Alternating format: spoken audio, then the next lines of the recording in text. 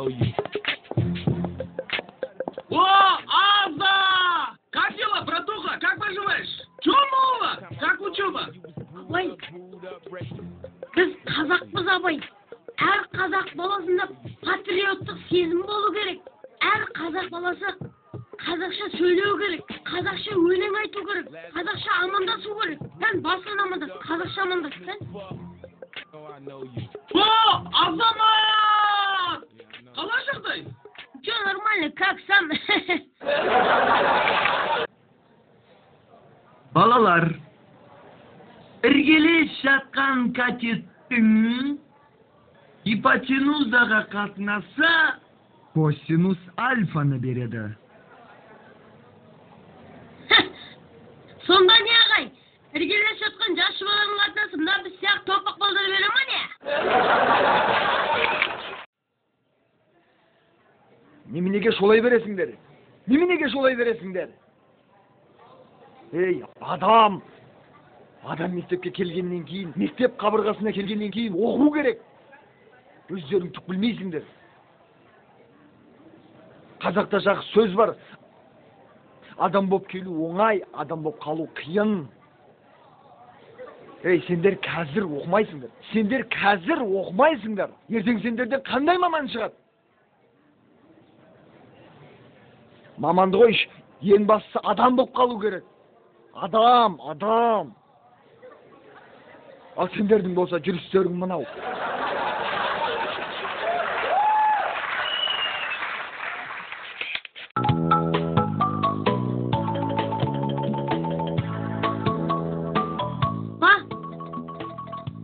Папа, Ау, әділет деген дұрыс па, әділдік деген дұрыс па?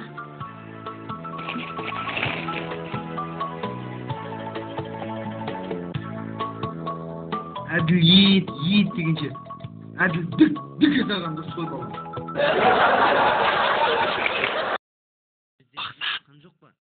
Ақсан, жастар еліміздің болашағы деп. Мен жартылай саңыраумын. Қалай сонда? Сен бір сан айтсаң, мен соның тек қана жартысын естеймін. 88, 44, біліп жүріңдер, жаңалық көріңдер. 44, 22, 11, 5 жарым, 3 жарым, 2,75.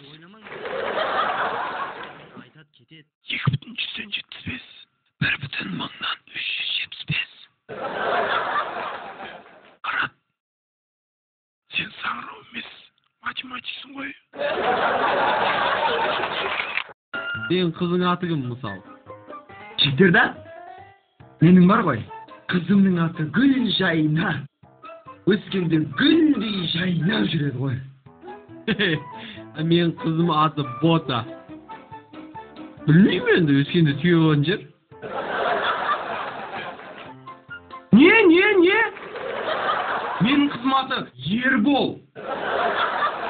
Өскенде дәу болады жер.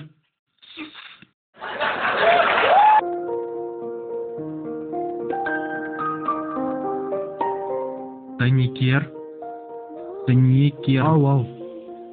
Осы екеуміздің жүріп жатқанымызға 1 жыл болды ғой. Енді шыныңды айта салшы, маған дейін қанша қызбен жүрдің? Ал онда есепте. Айгүл, Айжан, Ақмарал, Луиза, Сәуле, сосын сен.